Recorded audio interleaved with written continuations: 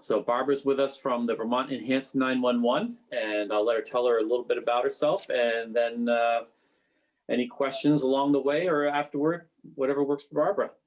Thank you for joining us. Well, thank you very much for having me here. I am Barbara Neal, Executive Director of the Enhanced 911 Board.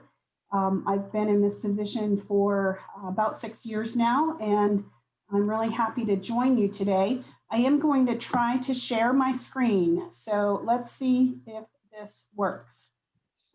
There you go. It's working on mine. Great. And I can also still see you, which is good. Some of the other, we use Microsoft Teams a lot at the office, and people seem to go away, and I don't like that. I like to see you. So anyway, yes, once again, Barbara Neal, Executive Director of the Enhanced 911 Board, and I'm here today to talk about the Vermont 911 program, what happens when you call 911, how our system is set up in this state, and then also bring to your attention some programs or a program that the 911 Board operates, and then some rules that might be of particular interest to you as business and community leaders in your town. So let's see if I can move on to the next slide here.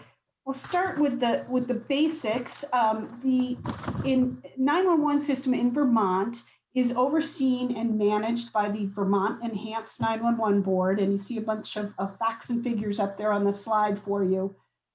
This board was created in 1994 by the legislature as the single governmental agency responsible for 911 throughout the state.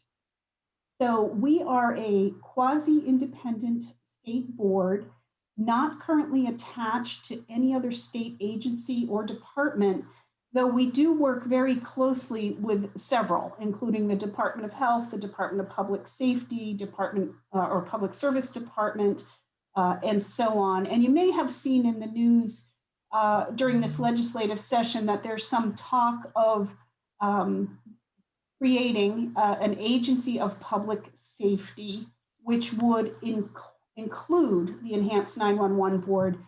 So that discussion is on the table at the legislature, but at this point, we are not currently attached to any other agency. So back in 1994, the board was created. The staff members spent about 4 years of planning and designing the statewide 911 system.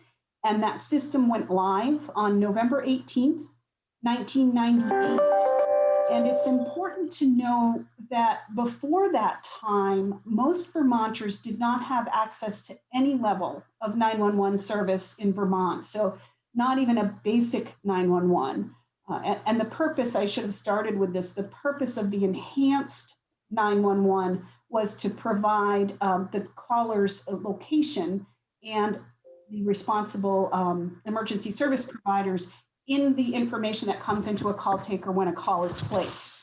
So since 1998, we have handled over 4 million 911 calls. And just a little bit about the board itself. This is a board that is appointed by the governor.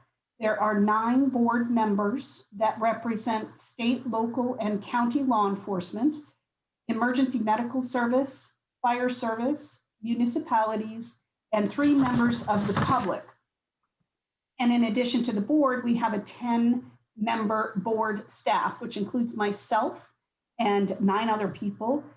And generally speaking, the responsibilities of the staff fall into really 4 major categories. One is the administrative role, and the other 3 are IT management. So these folks manage and oversee the statewide 911 system itself and our contracted service provider. Then we have GIS Database Administration, and these people are responsible for developing and maintaining multiple databases that are critical to the function of the 911 system.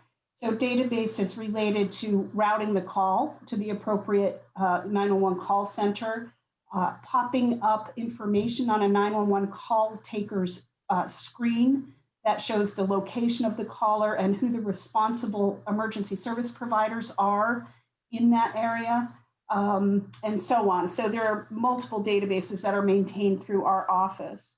And then we have a training and communications team, which is reduced to one right now, but that is typically a 2-member team that is responsible for the training and certification of about 100 911 call takers in the state. And they have quality control responsibilities and also public outreach and education responsibilities. So typically, one of the training and communications persons would likely be the one giving this presentation. But we, like I said, are carrying a vacancy there, which we hope to remedy very, very soon. So let's see, the statewide 911 system is funded through a little charge, a 2.4% charge on your telecommunications bills. You'll see that on your bill. That is the Vermont Universal Service Fund charge. The VUSF supports us and 2 or 3 other programs that are related to telecommunication service in Vermont. And one thing I always point out, because this causes quite a bit of confusion in the world, but it's this last bullet point here that the 911 board does not have oversight of dispatch operations or emergency response agencies. And that statement might make a little bit more sense as we go along through this discussion. Let's move forward here. So here's just an organizational chart to show you what I just explained to you. So the governor appoints the 911 board members who hire the executive director. And then we have this training and communications unit, the administrative front office folks, IT and GIS database. So we're a pretty small team, with 10 staff members, but we are effective. This program has been very effective for the past 20 plus years in providing the 911 service that it was created to provide. But as you look at this screen, the one thing that you don't see on it is the actual 911 call taking function, right?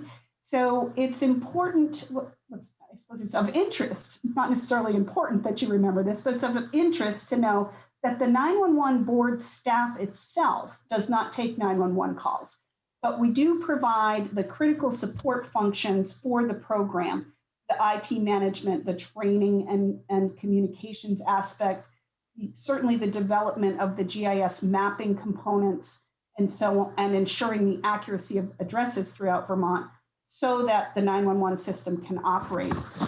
So that leaves the question, though, of who does answer those 911 calls. And that is depicted right here on this map. So the 911 board partners with 5 law enforcement agencies around the state. And those 5 law enforcement agencies operate 6 public safety answering points. We call them PSAPs. The Department of Public Safety operates 2 of those PSAPs in Williston and Westminster. And then we have 4 regional PSAPs operated by the St. Albans, Hartford, and Shelburne Police Departments and the Lamoille County Sheriff's Department.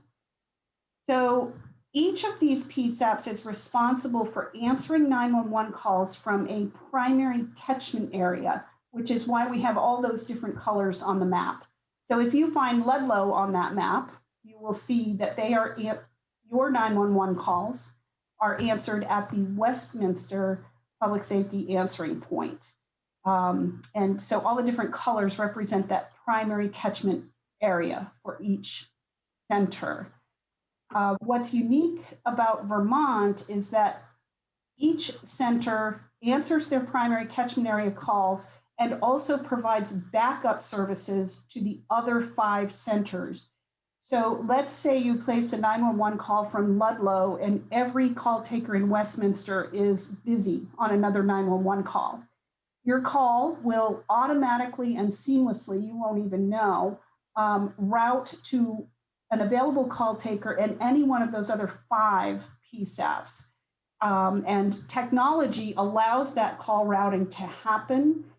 Each of the call takers has access to the same resources and equipment to handle your 911 call, regardless of where the call originated from. So that happens fairly routinely, that calls will move from the primary PSAP to one of these backup PSAPs if there happens to be a high call volume at any one of them. The Department of Public Safety, the 2 public safety answering points operated by the Department of Public Safety answer about 64% of the statewide 911 call volume, and the other 4 regionals answer the other 36% in roughly the same percentage. This, some people have asked, why does Vermont, as such a small state, need 6 public safety answering points? Other states do it with fewer, with 2 typically, but states like Massachusetts and Connecticut have hundreds of public safety answering points. So this configuration has evolved over the past 20 years. We started with 10, we're now down to 6, and that's when we've had different system changes. Some of the agencies have decided to no longer be a PSAP, but we've been at 6 for quite a while now, and it's really quite effective and serves Vermont well. The geographic diversity of the multiple PSAPs operated by distinct agencies is really wise. So it helps lessen the impact of human or natural caused events that could significantly impair the call handling capability, and also aligns with the intent of the enabling legislation back there in 1994 that saw the 911 system as a state and local partnership. So we really value those partnerships that continue to exist today, not only with the PSAPs, but we also have a relationship with each and every town in Vermont through a municipal coordinator to ensure that addresses and the data that runs this system remains current and accurate. So let's see, I have a few more slides here, and then I'm sure I'll have time for questions. This is kind of a complicated slide, don't let it faze you, but it gives an example of 2 different scenarios that can happen when you dial 911. In some cases, the 911 call taker and the dispatcher are the same person. And in other cases, there are 2 separate people involved. So if you look at the top half of this slide, you see a caller dialing 911. That 911 call is answered at a workstation that has both 911 equipment and dispatch equipment at it. So in their call taking role, that individual answers your call, finds out where you are, what emergency you have, and will ask you other questions as well. And then they put on their dispatch hat and turn to their dispatch equipment, typically a radio, to notify the first responders about your emergency. In a 2-stage call handling, and I think, I should have checked this ahead of time. I believe Ludlow has its own dispatch center. Is that correct? At least for the police department? Yeah, okay, I'm seeing some nods. That's my recollection, and I apologize for not checking in advance. In a situation like that, a 911 call from Ludlow would go to the 911 center in Westminster. I'm looking at the bottom half of this slide now. And a 911 call taker would answer that call, gather the initial information, and then transfer you and your call to the dispatcher at another location. In this example, let's say the Ludlow Police Department. And then that dispatcher notifies responders. Each of these scenarios happens, it's about 50-50 in Vermont right now. I mentioned earlier that there are 6 public safety answering points in the state, but there are also 50 some odd dispatch agencies who directly communicate with the actual first responders. So depending on a number of circumstances, your call could be a 1-stage or a 2-stage. Okay. Let's see here. Here are a few statistics from 2020. We handled just under 210,000 911 calls last year. 71% of those calls were from wireless cellular phones. That number has been growing steadily each year, the percentage of calls that is, that are wireless, and will continue to grow. I think nationally, the average is about 80% of 911 calls are from cell phones.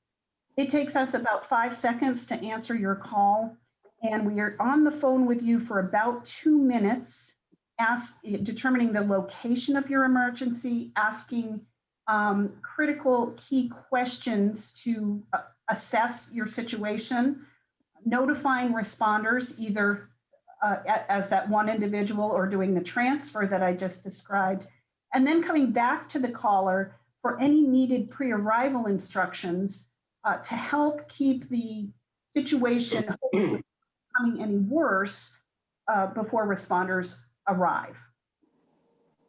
And finally on this slide, you'll see we answered 40 text to 911 calls in 2020. It doesn't sound like much in comparison to the 210 voice calls, but text to 911 is actually a very critical service. It's been in place in Vermont statewide since 2014. We were the first in the nation to have statewide text to 911 capability. We started with a trial actually with Verizon for this service. And in the 6 months of the trial, there were 2 incidents. Well, there were many more texts than that, but there were 2 incidents that were absolutely life-saving. It was life-saving that the text to 911 capability was there. So the trial never went away. The other carriers came on, and we've had text to 911 in place ever since. I'm often asked, actually, how do you text 911, right? So you open your app on your cell phone, go to your text messaging app, and just put the digits 911 in the to field. And then in your very first message that you send to 911, you should tell us where you are and what's going on. But first bit of information we need is where you are. So enter that in your first message and then hit send. And that call will be received at one of the PSAPs. It follows that same call routing that I described earlier with the primary catchment area. So likely a text from Ludlow would be received at Westminster. That 911 call taker will respond to you via text message, and you'll have your conversation about what is going on. The text to 911 service is critical for providing access to the deaf and hard of hearing community. It allows them the ability to communicate with 911 in the manner that they're used to communicating. We also have TTY capability, which is much older technology, and very few people use it anymore. So having text to 911 allows access to the 911 system in a manner that that community is used to communicating in. And then, of course, it also serves us well when you have a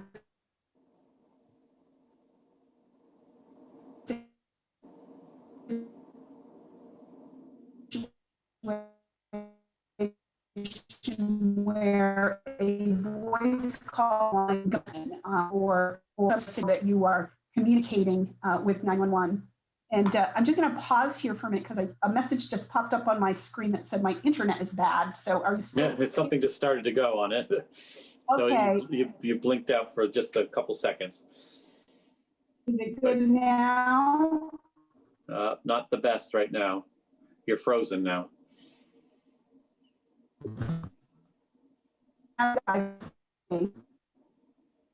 I'm stop my video. I wonder if that would help. There you go. Now you're good. Okay, all right. You're back to normal. All right, I'll just keep going and hope everything stays intact. So a text to 911 is a key piece of the program here in Vermont. We have had several recent key initiatives. One was the implementation of a new statewide next generation 911 system last October. We have undergone or adopted some new rules that actually this first one, the enterprise communication system, might apply to you as business people in Ludlow. The enterprise communication system rule requires that certain telephone systems, multi-line telephone systems, provide specific and granular location information for each phone in that system. When someone uses the phone to call 911, I could spend probably 30 minutes anyway going over the requirements of the rule. But if you have an enterprise communication system, a multi-line telephone system, I encourage you to visit the board's website and find out what those requirements are. They're relatively new. And the second rule that we adopted was an outage notification rule, which is of note because we were the second state in the union after California to adopt an outage reporting rule for telephone service providers of all kinds that is much more granular than what the federal government requires for reporting. And that granularity is of much more value to a rural state like Vermont. So we now know when a telephone service provider has had a problem in their network that prevents their subscriber from reaching 911. And we make that information available to first responders now so that they can have that for situational awareness. And then finally, we have the CARE program. Again, I could spend 30 minutes or more on this as well, but CARE stands for Citizens Assistance Registry for Emergencies. And this is a program that allows individuals who might have special needs during an isolation or an evacuation or some other widespread event. Perhaps they have a mobility impairment or some other functional challenge that would necessitate extra care. It allows those individuals to pre-register with the CARE program so that information is available in the GIS data. So that's the mapping data for 911. And that info can be made available to first responders when these big or widespread events happen. There's good information on our website about that CARE program and how to register. There's an online registration or we have the ability to take a registration still by paper. So I encourage you to check that out. It may be of value to you or your family or friends in the community. And it is a good program that we've got going there. And then finally, I would be remiss if I didn't mention a little bit about the different types of telephone service that are out there and available these days, right? And I believe in Ludlow, I did a little bit of research before we started today. I believe in Ludlow, you have all three of these types of service available to you. So you have traditional line-powered telephone service through, I think, PDS, right? Right. Certain parts of your community. And then you have the newer non-line powered telephone service like Comcast, Xfinity, yes. and Neal, I think. As well. And then, of course, wireless telephone service, which might not be available everywhere, but is at least in some parts of the town. So again, this is a topic that I could spend a lot of time on, but I'll keep it short. What you need to know is that each of these types of telephone service has its own benefits and limitations and interacts with 911 just a little bit differently. So traditional line-powered service, when the power goes out, the phone stays on typically and is still operational. Other things are kind of behind the scenes as how this interacts with 911, but there's the ability for the phone company to validate your address and have that address in the 911 data and available to a 911 call taker.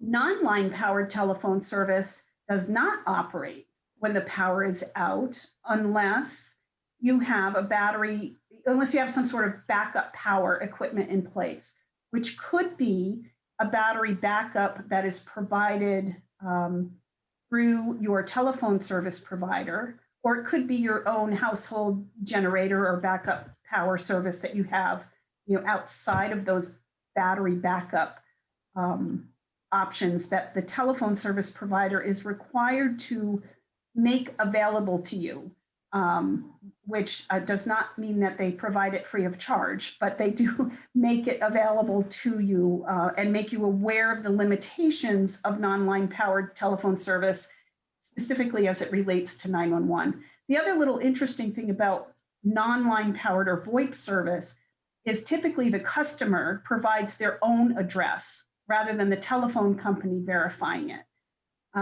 So that can sometimes introduce a little bit of irregularity in how the records come into 911.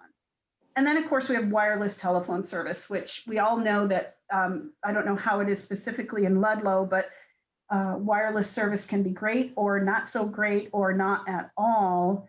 And some of those limitations will obviously impact one's ability to reach anyone, including 911 on wireless. The location information that comes in on a wireless call is not less reliable, but it's not as specific as with the other two service providers. So I could go on and on and on about this, but my point is make sure you know what type of phone service you have, what works best for you in your family situation, and where you live. And just be aware that there are differences in how these phone services interact with 911. We have some information on those differences on our website, and also the Department of Public Service has good information about those differences as well, if you want to learn more about it. So I'm not quite sure how much time I took. I had planned on taking 15 minutes and allowing time for questions, but here is my contact information. Should you need to reach me, there's the website address. And I'm certainly happy if there's time now to answer any questions you might have. Sure, we have time. I'll start and then I'll look for hands. If you want to take the your shared screen down, we'll be able to see more people on the screen at a time, I think. I will anyways on mine. And then you can turn the host back over to me also, if you don't mind. Stop share, okay. To get two of those. Walk me through the host change. Where do I go for that? You go to participants, Okay. and then you're going to look for the top one that says the picture has a picture of Kimberly, even though it's me. And you're going to click on that and then say make host. And that'll give me back the host capabilities. Make host. Perfect. Thank you so much. Appreciate that. So I'll start. And this kind of came up with something that happened a few weeks ago in Woodstock. Now, I'm always curious about this. And sometimes I hear that people who call 911 from their phones in the woods, sometimes they know right where they are, and other times they don't. So the instance that happened in Woodstock is it took them a long time to find the two people that were on their snowmobile because the people who called didn't know where they were. Right. And so then I was always thinking that if I have GPS on my cell phone or device, whatever, it should be able to find me. How does that all work? If you could explain that, that'd be great. Right. So you bring up a very good question about why can Uber or Pizza Hut or whoever find me, but 911 can't. And there's been some improvements in this area, and some of which we've implemented in in Vermont. So traditionally, location information comes in from a wireless phone through the wireless company's network rather than through your device itself, even if you have GPS turned on. So depending on the technology that your carrier uses, we may get what's called phase 1 information, which is just the location of the tower that's serving you and not your location, which is of zero usefulness when we're trying to find a snowmobiler in the woods in Woodstock, right? Right. So phase 1 information comes in when the 911 call comes in, and then within 20 seconds, 20, 25, 30 seconds, depending on the carrier, that carrier will provide updated information typically, which is phase 2 information, which is the location of you, the caller, with varying degrees of accuracy. So there's a whole lot of ifs, ands, and buts here. And depending on, for example, if the network uses something called triangulation to find you, they need to have 2 towers and you in order to find you. But there's lots of places in Vermont where that doesn't exist, right? Right. You and a tower. And so in a situation like that, the location information is going to be less specific. Gotcha.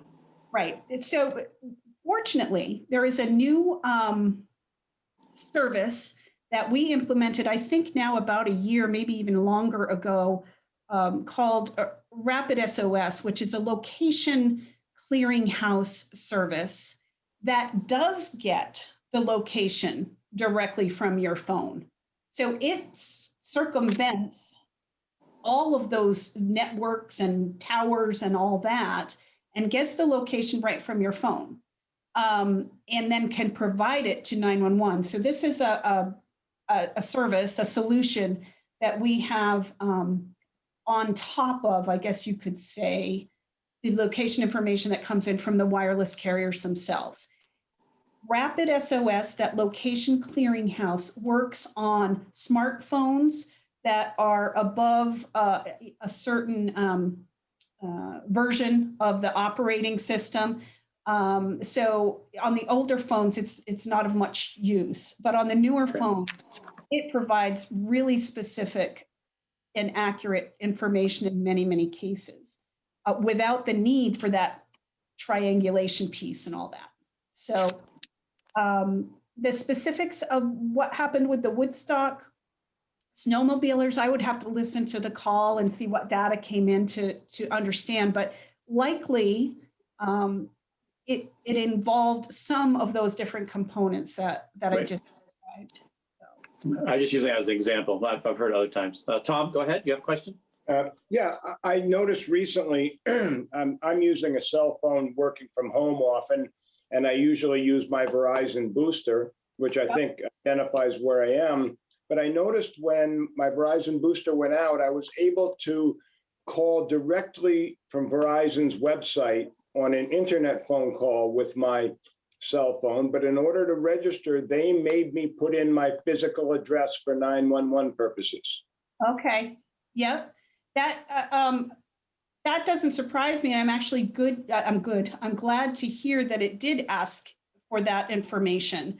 So let's say you use that same service when you're traveling out of state, right? You would want to enter a different location than your home address. So I'm not really familiar with that particular service, but the steps that you had to take make sense to me. That's only when I'm making my calls through the Wi-Fi at my home. Okay. So that would specifically put me at that location, I think, as soon as the call's picked up, and effectively make me a landline for 911 purposes. Yes, it does. It comes in with the location information that you've provided through your Wi-Fi. And if you're away from your booster or your Wi-Fi, it will use the network itself to provide location. So Right. we wouldn't have it that granular then. But yeah, it's a really good thing when you're at home to make sure you have or at any location. Make sure that you have the Wi-Fi address that's appropriate for where you are entered in there for 911 purposes. Anyone else? Sharon? Hey, Barbara, I have one comment and then a question. And the comment is, I'm part of the Windsor County Regional Transportation Advisory Committee. And a year or two ago, we got to tour the barracks in Westminster. And it was just amazing. I mean, some different than Ludlow Police Department has a couple of consoles and a couple of radios, but it was very impressive. And anyone that gets that option should take, the option up for a tour. Secondly, I'm wondering how many babies might have been delivered with 911 assistance in Vermont. Oh, well, that's an interesting question. And I'm actually not going to be able to answer that. I don't know the number. We do get reports from the PSAPs when that happens, because we give out these little blue or pink stork pins when it happens, but I couldn't say that we get them all. I would say we get, I don't know, maybe 10 or so a year, but there may be others that happen that we're just not notified about. That's one of the kind of, not drawbacks, but one of the things I wish we could do better is tell you there were this many calls of this type and that many calls of that type. But without listening to each and every one of those 210,000 calls, we don't know. So I'll see if I can find some better information on that. But I know that, there's probably 7, 8, 9, 10 notices that come through from the PSAPs about happy baby events, which are really nice to hear about. So, JD, did you have a question? Yes, I did. I was concerned about the privacy implications with all this data being kept. What are the requirements for that? And is it still required to have a search warrant or a subpoena to obtain that sort of information? the location information. Yes. Yes. So this relates a little bit back to all those different kinds of phone services that we were talking about in the beginning.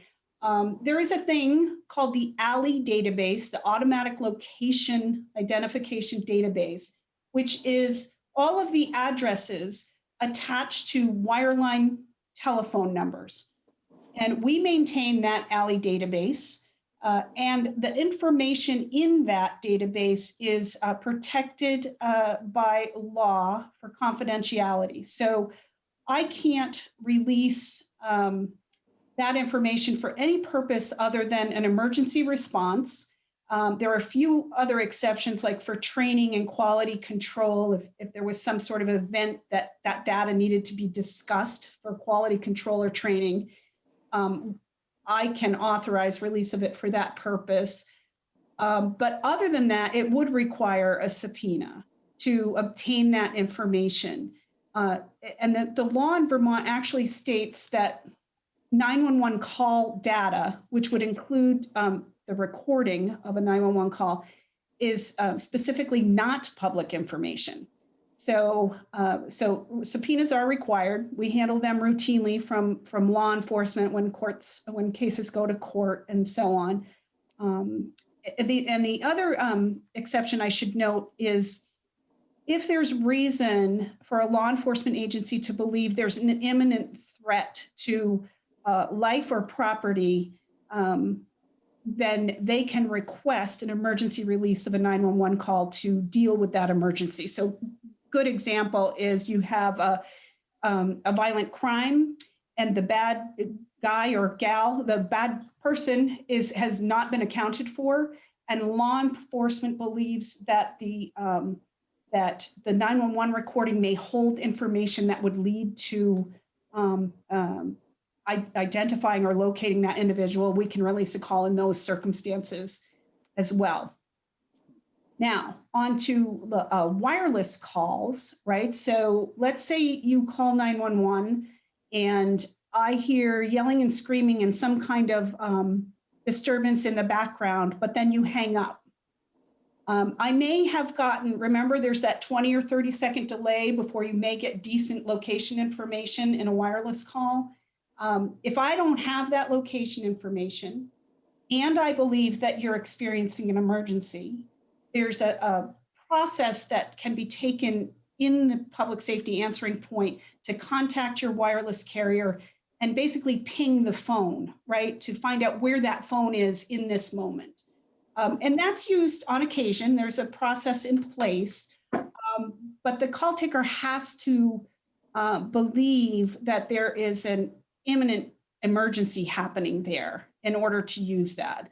And then law enforcement agencies themselves for ongoing cases, or I'm sorry, for routine cases would need a subpoena for that. And they actually subpoena the wireless company rather than us in those circumstances. Good.